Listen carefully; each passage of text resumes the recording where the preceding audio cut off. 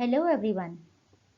This video is brought to you by chempandit.com, which is a free science and chemistry learning platform. आज हम discuss करेंगे class 10th का chapter 1 chemical reactions and chemical equations. जब हम बात करते हैं केमिकल रिएक्शंस की तो हम ये देखेंगे या ऑब्जर्व करते हैं कि हमारे चारों तरफ, हमारे आसपास बहुत सारी केमिकल रिएक्शंस हो रही होती हैं। सबसे अच्छा और कॉमन एग्जाम्पल अगर हम लें, जिसके बारे में हम पहली क्लासेस में पढ़ चुके हैं, तो the best example would be photosynthesis.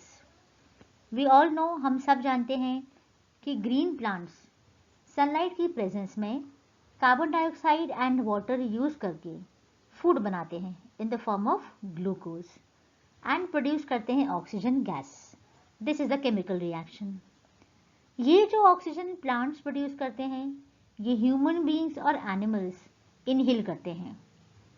और हमारी बॉडी में रेस्पिरेशन करके एक प्रोसेस होता है जिसमें जो फूड है ग्लूकोज के फॉर्म में वो ऑक्सीडाइज होता है और प्रोड्यूस करता है कार्बन डाइऑक्साइड गैस, जो हम एक्सेल आउट कर देते हैं।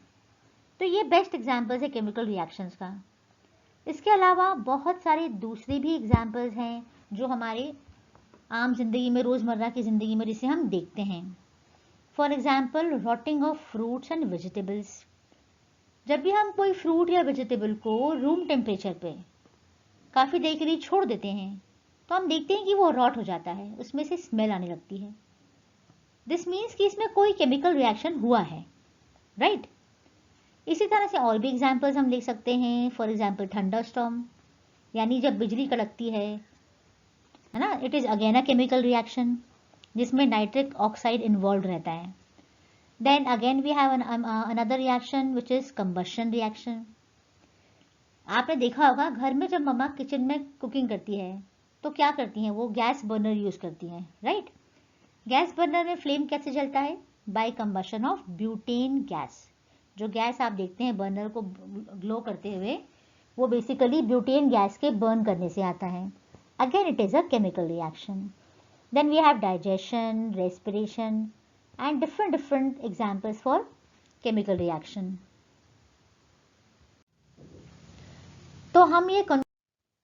तो फाइनली हम कंक्लूड करते हैं कि एक केमिकल रिएक्शन ऐसा रिएक्शन है जहां न्यू सब्सटेंसेस बनते हैं जिनकी प्रॉपर्टीज़ बहुत डिफरेंट होती हैं फ्रॉम द रिएक्टेंट्स जिनसे वो बने होते हैं। इसके अलावा केमिकल रिएक्शन के दौरान बहुत सारे विजिबल चेंजेस होते हैं।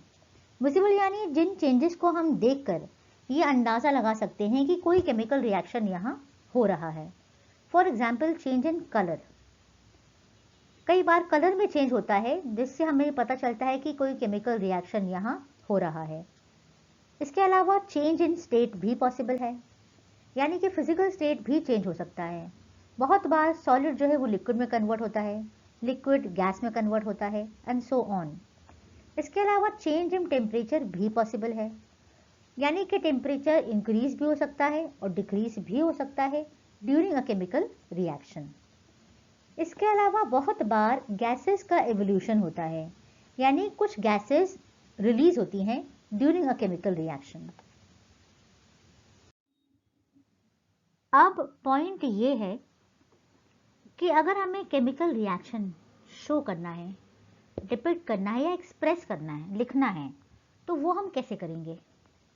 ये हम करेंगे इन the form of a chemical equation. Chemical equation basically it is a symbolic representation of a chemical reaction, यानी जब भी हम किसी केमिकल रिएक्शन को सिंबल्स के माध्यम से, सिंबल्स को यूज करके और उसे हम डिपिक्ट करते हैं, उसे एक्सप्रेस करते हैं या लिखते हैं, तो हम उसे कहते हैं केमिकल इक्वेशन। अगेन हम वही एग्जाम्पल लेंगे फोटोसिंथेसिस का, जैसा कि आपको दिख रहा है इस एग्जाम्पल में। ये देखिए, 6 कार्बन डाइऑक्साइड मॉलिक्यूल्स रिएक्ट करते हैं with 6 molecules of hydrogen in the presence of sunlight. ये एरो पे लिखा है सनलाइट, यानी ये रिएक्शन सनलाइट की प्रेजेंस में हो रहा है। और ये प्रोड्यूस करता है C6H12O6 जो कि ग्लूकोज है। ये बेसिकली फूड है ग्लूकोज के फॉर्म में। तो ये प्रोड्यूस करता है प्लस बनाता है 6 मॉलिक्यूल्स ऑफ ऑक्सीजन गैस। तो हमने सिंबल से बताया है कि किस तरह से ये रिएक्शन होता है, राइट। अब केमिकल इक्वेशन लिखने से पहले हमें ये मालूम होना चाहिए कि केमिकल इक्वेशन जो है वो हमेशा बैलेंस्ड होना चाहिए। बैलेंस यानी number of atoms of each element should be equal on both the sides. यानी हम जब भी एक इक्वेशन लिखते हैं तो उसमें जितनी भी एलिमेंट्स हैं उसके एटम्स, उसके नंबर ऑफ एटम्स दोनों ही साइड पे यानी रिएक्टेंट एंड प्रोडक्ट साइड पे बराबर होने ही चाहिए। This is mandatory. व्हाई?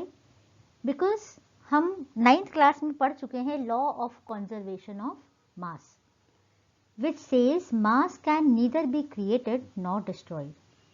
यानी मास ना तो क्रिएट हो सकता है अपने आप, ना ही वो अपने आप डिस्ट्रॉय हो सकता है। यानी जो भी टोटल मास रिएक्शन के पहले है, टोटल मास रिएक्शन के बाद भी सेम ही रहेगा, वो घट या बढ़ नहीं सकता है। So that is why a chemical reaction should always be balanced. यानी नंबर ऑफ एटम्स जब हम लिखते हैं तो हर एलिमेंट का नंबर ऑफ एटम बराबर होगा रिएक्टेंट्स एंड प्रोडक्ट साइड पर। Let's move on. सबसे पहले एग्जाम्पल ले लेते हैं इस रिएक्शन का। जैसा कि आप देख रहे हैं, iron reacts with water to give Fe3O4 plus hydrogen. तो शुरू करते हैं स्टेप 1 से। सबसे पहले तो आप मुझे ये बताइए क्या ये रिएक्शन बैलेंस्ड है। चलिए एक काम करते हैं, नंबर ऑफ एटम्स काउंट करते हैं। आयरन लेफ्ट हैंड साइड पे इज 1 इन नंबर, जबकि राइट हैंड साइड पे यानी कि प्रोडक्ट साइड पे आयरन इज 3 इन नंबर। यानी ये रिएक्शन बैलेंस्ड नहीं है। एक और एलिमेंट लेते हैं हम, ऑक्सीजन, जो कि रिएक्टेंट साइड पे 1 है और प्रोडक्ट साइड पे ये 4 है। इसका मतलब ये है कि रिएक्शन बैलेंस नहीं है और हमें बैलेंस करनी है। तो स्टेप 1 हम लेते हैं। स्टेप 1 में सबसे पहले आप क्या करिए, लेफ्ट हैंड साइड पर सारे एलिमेंट्स इस रिएक्शन के लिख लीजिए, जैसे मैंने लिखे हैं, आयरन, हाइड्रोजन, ऑक्सीजन। और यहाँ पे राइट हैंड साइड पे आप कॉलम बना के लिखिए रिएक्टेंट्स और लिखिए प्रोडक्ट्स। इसके बाद सबसे पहले हम इन सभी एलिमेंट्स का नंबर लिखेंगे दोनों साइड्स पर। तो सबसे पहले हम आयरन एटम का नंबर लिखेंगे ऑन रिएक्टेंट साइड। हमने पहले भी काउंट किया था, it is only 1, right. Product side पे हम देखते हैं इट इज 3। फिर आते हैं हाइड्रोजन पर। हाइड्रोजन लेफ्ट हैंड साइड पर है 2 एंड राइट हैंड साइड यानी प्रोडक्ट साइड पर भी है 2। तो as of now hydrogen is balanced. फिर हम लेते हैं एलिमेंट ऑक्सीजन, जो कि रिएक्टेंट साइड पे है 1 एंड प्रोडक्ट साइड पर है 4, राइट। तो इस तरह से हमने स्टेप 1 में ये लिख लिया है। अब हम आते हैं स्टेप 2 पर। स्टेप 2 पे नियम ये है कि जिस कंपाउंड में मैक्सिमम नंबर ऑफ एटम्स हो उसको हम सबसे पहले लेते हैं, और उसमें भी जिस एलिमेंट के मैक्सिमम नंबर ऑफ एटम्स हैं सबसे पहले उससे हम शुरुआत करते हैं। तो ऑन दिस बेसिस हम सेलेक्ट करते हैं Fe3O4 और इसमें भी हम लेंगे ऑक्सीजन जिसके एटम्स हैं 4। फिर हम लेफ्ट हैंड साइड पर लिखेंगे एटम्स ऑफ ऑक्सीजन और राइट में हम कॉलम बना के लिखेंगे reactants and products. Atoms of oxygen के नीचे हम लिखेंगे इनिशियल यानी शुरुआत में कितने हैं, और फिर लिखेंगे टू बैलेंस हमें कितने चाहिए। तो सबसे पहले रिएक्टेंट्स में इनिशियली कितने ऑक्सीजन है, सिर्फ एक ही ऑक्सीजन है जो हम देख सकते हैं वाटर मॉलिक्यूल में, इसलिए I have written 1 in water.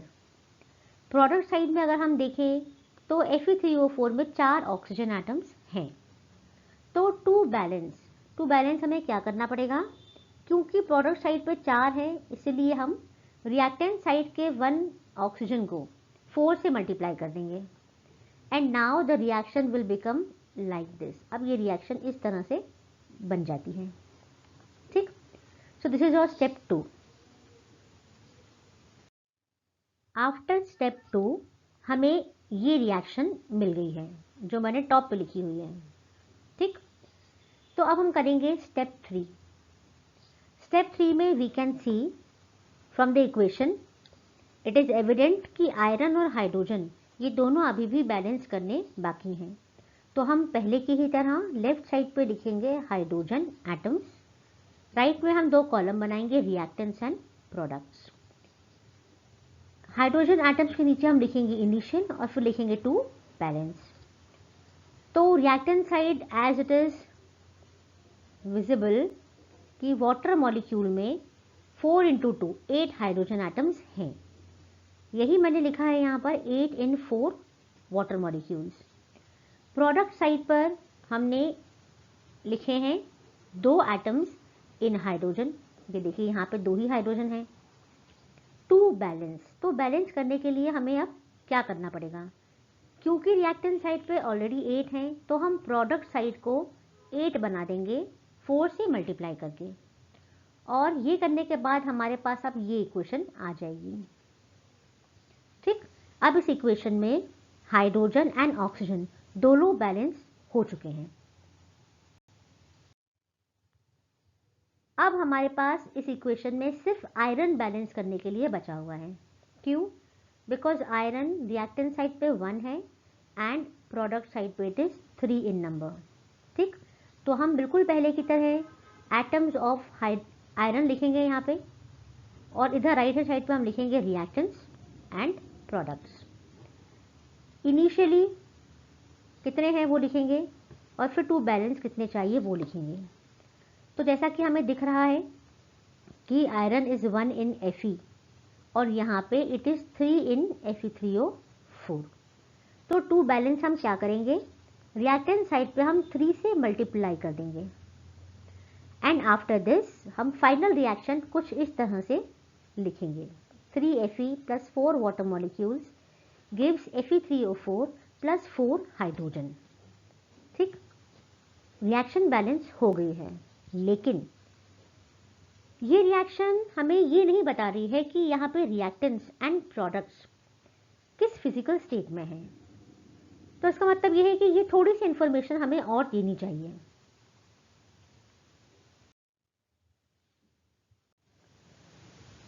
तो रिएक्शन को ज़्यादा इंफॉर्मेटिव बनाने के लिए ये रूल है कि रिएक्टेंट्स एंड प्रोडक्ट्स के फिजिकल स्टेट्स को भी मेंशन किया जाता है।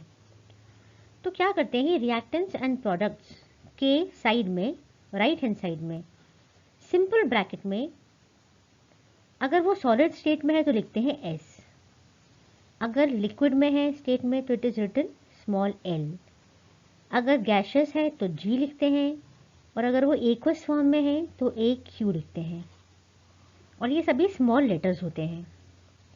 इसके अलावा कभी कभी रिएक्शन कंडीशंस, यानी जिन कंडीशंस में रिएक्शन हो रहा है, लाइक उसका टेम्परेचर, प्रेशर, कैटालिस्ट एटसेट्रा, ये भी मेंशन करते हैं एरो के अबव या बिलो, ऊपर या उसके नीचे। तो फिजिकल स्टेट्स लिखने के बाद ये हो गई हमारी कंप्लीट रिएक्शन। ठीक है, इसमें हमने मेंशन किया है iron is in solid state, water in gaseous state, Fe3O4 produced जो सॉलिड स्टेट में है, and hydrogen is a gas. चलिए अब हम ये डिस्कस कर चुके हैं कि केमिकल रिएक्शन क्या है, केमिकल रिएक्शन को कैसे लिखते हैं। तो अब हमें ये भी मालूम होना चाहिए कि रिएक्शंस कितनी तरह के हो सकते हैं। केमिकल रिएक्शंस बेसिकली कई तरह के हो सकते हैं। सबसे पहले हम देखते हैं कॉम्बिनेशन रिएक्शन। जैसा कि हमें वर्ड से समझ में आ रहा है, नाम से, कॉम्बिनेशन, यानी यहाँ पे कुछ छोटे रिएक्टेंट्स, 2 और मोर रिएक्टेंट्स जो हैं वो कंबाइन कर रहे हैं, जुड़ रहे हैं और एक सिंगल प्रोडक्ट बना रहे हैं। ठीक है, हम डिफाइन भी कर सकते हैं कि when a single product is formed from 2 और more reactants then it is known as a combination reaction. चलिए एग्जाम्पल लेते हैं।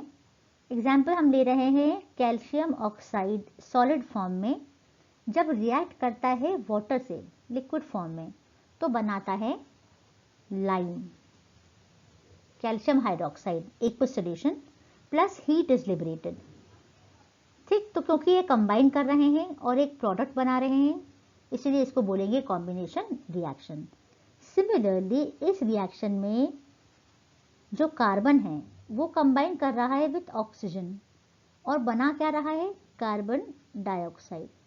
तो क्योंकि यहाँ पर दो छोटे रिएक्टेंट्स हैं, सिंपल रिएक्टेंट्स हैं और वो मिलकर एक सिंगल कंपाउंड बना रहे हैं carbon dioxide, therefore this is again an example of a combination reaction. Similarly एक और हम ले लेते हैं एग्जांपल।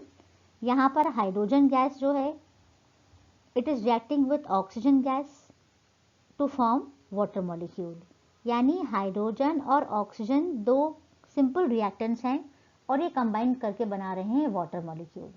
तो again this is an example of combination reaction, right. Second type of reaction है डीकम्पोजिशन रिएक्शन। ये कॉम्बिनेशन से जस्ट ऑपोजिट है, क्योंकि कॉम्बिनेशन में जहाँ सिंपल कंपाउंड्स कंबाइन होकर एक सिंगल प्रोडक्ट बनाते हैं, ठीक उसका उल्टा यहाँ पर एक सिंगल रिएक्टेंट है और ये ब्रेक हो रहा है, टूट रहा है इनटू सिंपल प्रोडक्ट्स। तो इसका एग्जांपल लेते हैं। Let's take first example, hydrated ferrous sulphate.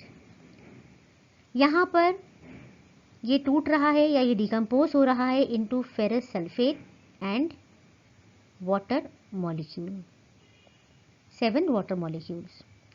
Second example हम ले लेते हैं 2 ferrous sulphate. It is breaking down into Fe2O3, sulphur dioxide and sulphur trioxide.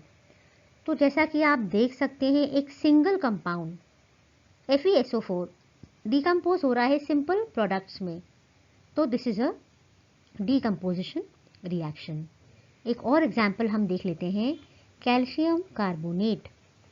This decomposes to give calcium oxide CaO and carbon dioxide gas. So again this is an example of a decomposition reaction. Third type of reaction है displacement reaction। जैसा कि नाम से समझ में आ रहा है कि यहाँ डिस्प्लेसमेंट होगा। डिस्प्लेसमेंट किस बेसिस पे होगा, इसके लिए हम ये देखेंगे रिएक्टिविटी सीरीज। ये है आपकी रिएक्टिविटी सीरीज। इसमें सभी एलिमेंट्स को उनकी रिएक्टिविटी के बेसिस पे अरेंज किया गया है। हाईली रिएक्टिव एलिमेंट्स टॉप पर हैं और जैसे जैसे हम नीचे की तरफ आते हैं रिएक्टिविटी जो है एलिमेंट्स की वो कम होती जाती है। तो इसी बेसिस पर मोर रिएक्टिव एलिमेंट की टेंडेंसी होती है कि वो लेस रिएक्टिव एलिमेंट को उसके कंपाउंड से डिस्प्लेस कर देता है, इसीलिए इसे डिस्प्लेसमेंट रिएक्शन कहते हैं। Example is zinc plus copper sulphate. आप रिएक्टिविटी सीरीज में देखिए जिंक यहाँ है, कॉपर यहाँ है, काफ़ी ऊपर है जिंक कॉपर से, यानी कि जिंक काफ़ी रिएक्टिव है देन कॉपर।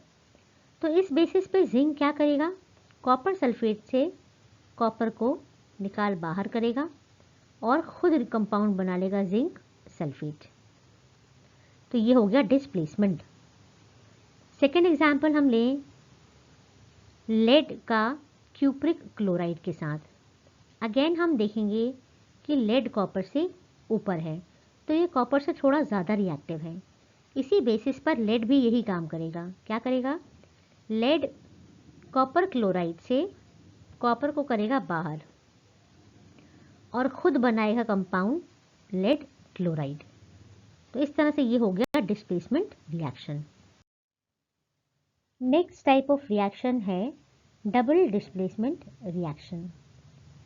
जैसा कि हमें नाम से समझ में आ रहा है कि यहाँ डबल डिस्प्लेसमेंट हो रहा है, तो देखते हैं यहाँ एग्जैक्टली क्या होता है। ऐसे रिएक्शंस जिसमें कैटायंस और एनायंस दोनों एक्सचेंज हो जाएं बिटवीन द रिएक्टेंट्स, तो हम कहते हैं डबल डिस्प्लेसमेंट रिएक्शन। अगर आपको याद हो तो हमने डिस्प्लेसमेंट में क्या पढ़ा था, एग्जाम्पल में क्या देखा था, हमने वहाँ देखा था कि सिर्फ कैटायन जिंक और कॉपर एक्सचेंज हो रहे थे या लेड और कॉपर एक्सचेंज हो रहे थे। यहाँ हम देखेंगे कि कैटायन और एनायन दोनों ही एक्सचेंज होते हैं और एंटायरली डिफरेंट कंपाउंड्स बनते हैं।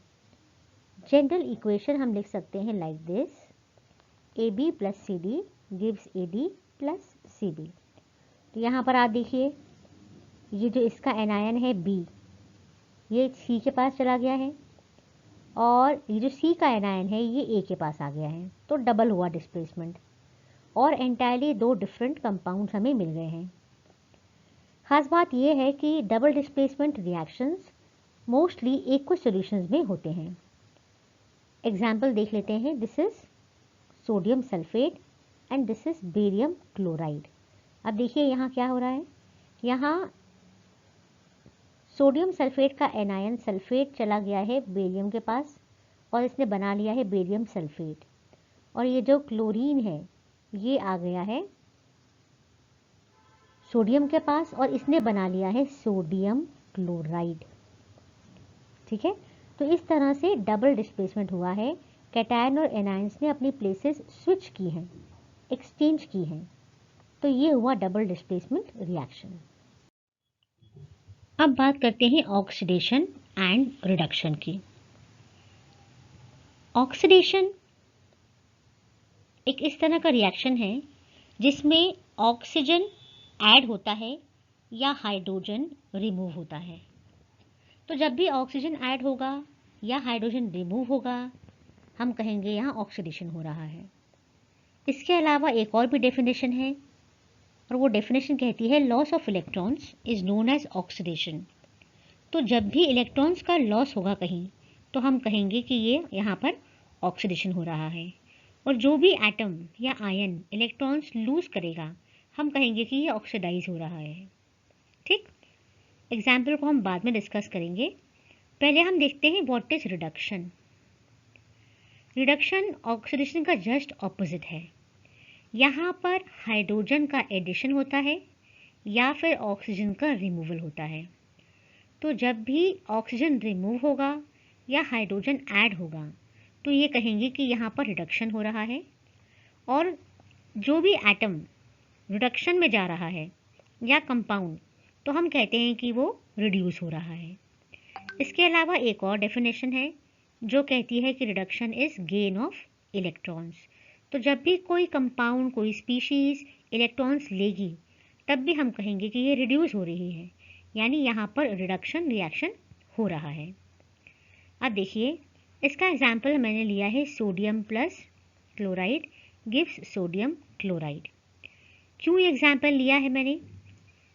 क्या होता है सोडियम क्लोराइड के फॉर्मेशन में, जब सोडियम क्लोराइड बनता है तो क्या होता है कि जो सोडियम, देखिए एक है आपका सोडियम और एक है आपका क्लोरीन। जब सोडियम क्लोरीन को एक इलेक्ट्रॉन देता है तो इस पर चार्ज आ जाता है नेगेटिव और इस पर चार्ज आ जाता है पॉजिटिव। ठीक है, तो जब सोडियम इलेक्ट्रॉन दे रहा है यानी लॉस ऑफ इलेक्ट्रॉन हो रहा है, तो हम कहेंगे सोडियम ऑक्सीडाइज हो रहा है। और क्योंकि क्लोरीन इलेक्ट्रॉन ले रहा है, तो हम कहेंगे ये रिड्यूस हो रहा है ना। तो जब सोडियम और क्लोराइड पॉजिटिव और नेगेटिवली चार्ज आयंस बन जाते हैं, तब क्या होता है, because of electrostatic force of attraction ये साथ में जुड़ जाते हैं और बनाते हैं अमोनियम क्लोराइड।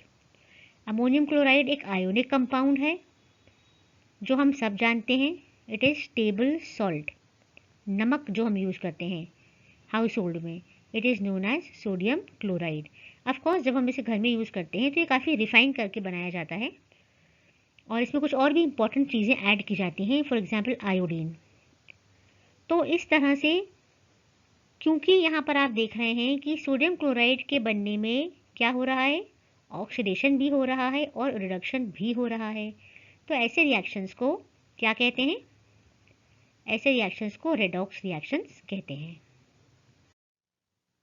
इसे हम डिफाइन कर सकते हैं as the reactions in which one reactant gets oxidised while other gets reduced at the same time are called oxidation reduction reactions। यानी ऐसे रिएक्शंस जहाँ पर एक रिएक्टेंट ऑक्सीडाइज हो रहा है और दूसरा reactant at the same time reduce हो रहा है, यानी साइमल्टेनियसली दोनों रिएक्शंस हो रहे हैं। तो ऐसे रिएक्शंस को हम बोलते हैं ऑक्सीडेशन रिडक्शन रिएक्शंस। शॉर्ट में इन्हें कहा जाता है रेडॉक्स रिएक्शन। रेडॉक्स में RED लिया जाता है फ्रॉम रिडक्शन एंड OX लिया जाता है from oxidation. So this is how it is known as a redox reaction. Example हम ये वाला ले लेते हैं। Zinc oxide when reacts with copper तो बनता है CuO and zinc, cupric oxide and zinc. तो यहाँ पर आप देखिए कि जिंक ऑक्साइड ने अपना ऑक्सीजन कॉपर को दे दिया। तो क्योंकि जिंक में क्या हो रहा है, ऑक्सीजन रिमूव हो रहा है, यानी हम कहेंगे कि जिंक ऑक्साइड रिड्यूस हो रहा है। At the same time copper में ऑक्सीजन ऐड हो गया है। जब ऑक्सीजन ऐड हो गया है यानी इसने ऑक्सीजन ले लिया है।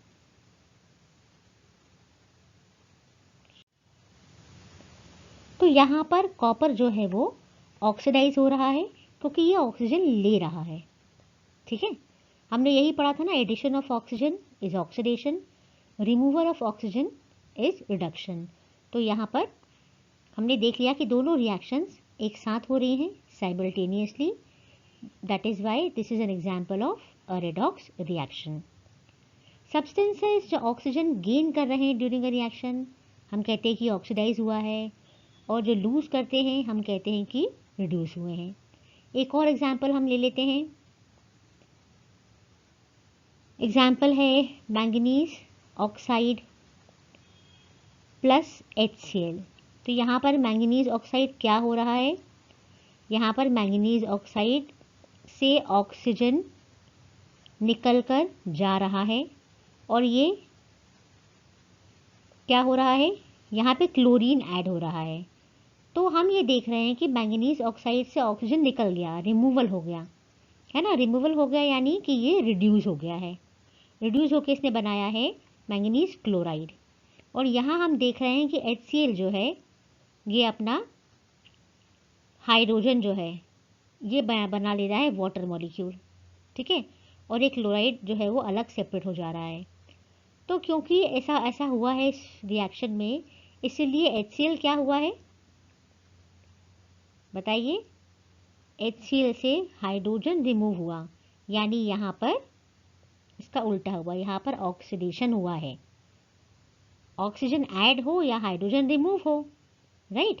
तो क्योंकि यहाँ हाइड्रोजन रिमूव हुआ है इसलिए हम कहेंगे कि HCl जो है वो ऑक्सीडाइज हुआ है और मैंगनीज ऑक्साइड जो है वो रिड्यूस हुआ है। तो दोनों reactions at the same time हो रही हैं, इसलिए ये एग्जाम्पल है रेडॉक्स रिएक्शन का। रेडॉक्स रिएक्शंस के बहुत सारे एग्जाम्पल्स डेली लाइफ में देखने को मिलते हैं। सबसे इम्पॉर्टेंट और कॉमन एग्जाम्पल है corrosion. Corrosion of iron is known as rusting of iron. आपने देखा होगा घरों में आयरन की नेल्स या आयरन का कोई भी आर्टिकल, जैसे कि जो आयरन के ब्रिजेस होते हैं जहाँ से ट्रेन क्रॉस करती है वो, या कोई भी आयरन के बड़े बड़े दूसरे आर्टिकल्स जो होते हैं या स्ट्रक्चर्स होते हैं, ये मॉइस्चर की प्रेजेंस में ऑक्सीजन के साथ रिएक्ट कर लेते हैं और डेवलप करते हैं एक कोटिंग ऑफ फेरिक ऑक्साइड। एक ब्राउन कलर की लेयर आपने देखी होगी जो उस पर डिपॉजिट हो जाती है। ये जो ब्राउन कलर की लेयर है बेसिकली ये उसकी ऑक्साइड होती है, और इस तरह से जब रिएक्शन होता है तो धीरे धीरे ये वीक हो जाता है और ये टूट जाता है, ब्रेक हो जाता है।